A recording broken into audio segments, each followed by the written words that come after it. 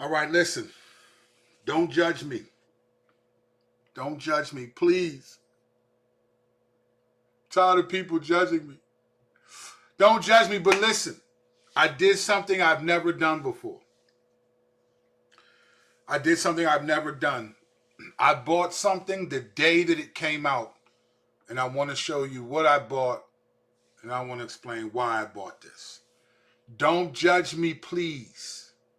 Don't judge me. But I bought this, ordered this yesterday. It dropped today, and it just came out.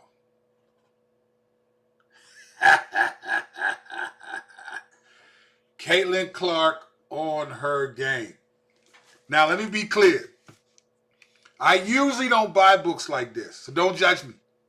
Don't judge me, please. But let me tell you why I bought this book. Here's why I bought the book. Actually, I'm going to let this guy tell you why I bought the book. Let's watch this for a second.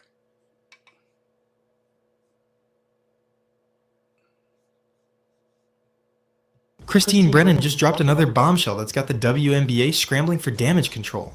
This time, she's exposing what really happened between Dijonai Carrington and reporters after that infamous eye poke incident with Caitlin Clark.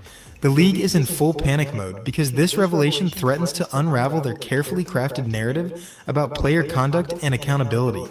Do you think Dijonai Carrington will actually follow through with legal action, or is this just more Twitter drama? Let me know your predictions in the comments. So here we are again, folks, watching the WNBA try to put out another fire caused by their own players' behavior. Christine Brennan's book just keeps delivering haymaker after haymaker, and this latest revelation about Dijonai Carrington is absolutely devastating for the league's already shaky reputation. So here's the thing. I'm not sure why. First of all, this guy is AI, right? Maybe he's not. He's like Dijonai Carrington. Like the way they talk sometimes, you could tell it's AI, all right? But here's the thing, all right? I'm not actually sure why they keep saying the WNBA. Maybe she's going to say stuff in the book. Obviously, this woman that we're looking at, Dijonai Carrington, is with Nalissa Smith, who used to play for Indiana Fever. But Dijonai Carrington, while she's way more attractive than Dennis Rodman ever was, she's like the Dennis Rodman of the WNBA. She's a really dirty player. I don't care what. This has nothing to do with girl power, none of that, right? She's a dirt. She be poking people out in the eyes, all types of people. Had a lot of problems with Caitlin Clark last year, even though her girlfriend played on the team with her. Crazy stuff. I'm not sure why he keeps saying WNBA, but nonetheless, the book is said to be crazy. Let's go a couple more minutes and see what he has to say. Those who might have forgotten, Dijonai Carrington was the Connecticut Sun player who delivered that now infamous eye poke to Caitlin Clark during last season's playoffs. Harassed by Carrington, finds Boston. Clark gets hit in the face by Carrington and is down. The incident sparked a massive controversy, with many fans and analysts arguing that it was clearly intentional targeting, disguised as aggressive defense. Dijonai, did you, when you went and kind of swatted at Caitlin, did you intend to hit her in the eye? And if so, could you just, or if not, either way, could you talk about what happened on that play? I don't even know why I would intend to hit anybody in the eye. That doesn't even make sense to me. But no, I didn't. I didn't know I hit her, actually. I was trying to make a play on the ball, and I guess I followed through and I hit her. So obviously it's never intentional. That's not even like the type of player that I am. So yeah. Did you and Marina kind of laugh about it afterwards? It looked like there was later on in the game they caught you guys laughing about it. No, I just told you I didn't even know I hit her, so I can't laugh about something I didn't know happened. With the increased... Carrington, of course, played the victim and claimed it was just an accident, because apparently... All right, so here's the thing. This woman's book, all right, it says, America has never seen an athlete quite like Caitlin Clark.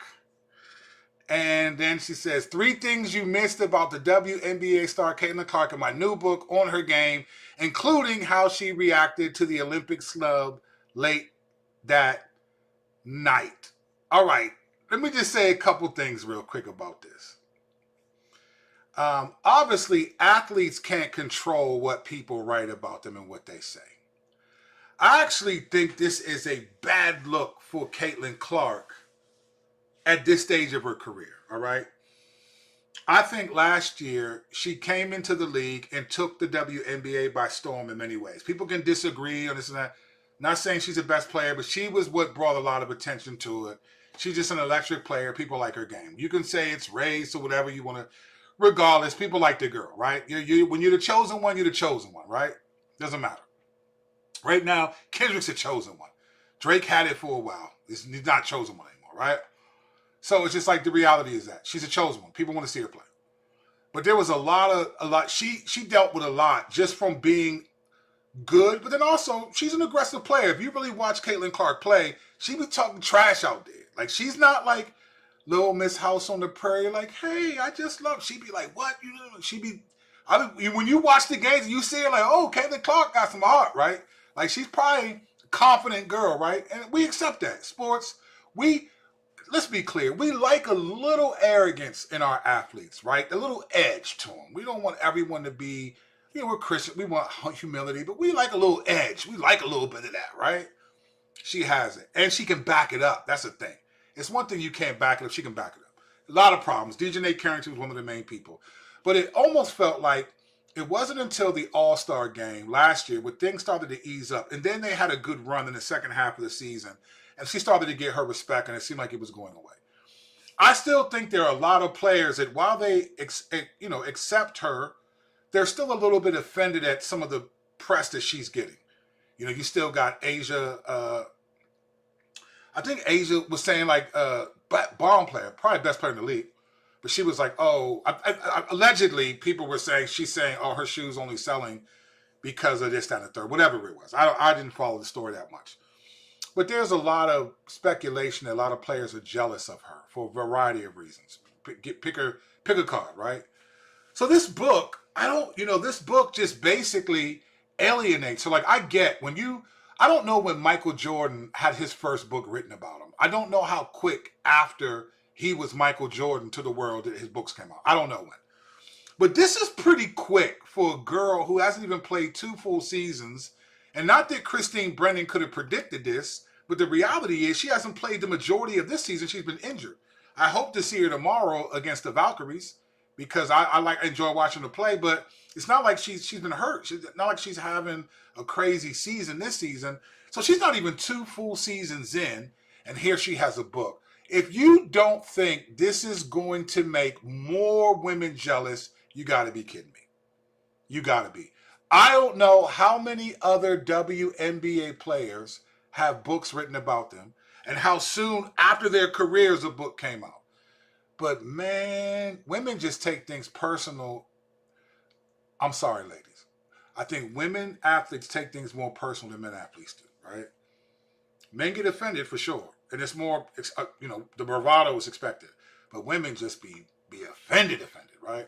I think many players in the WNBA who already don't like Caitlin Clark and the Indiana Fever, they're going to be gunning for her even more because of this book.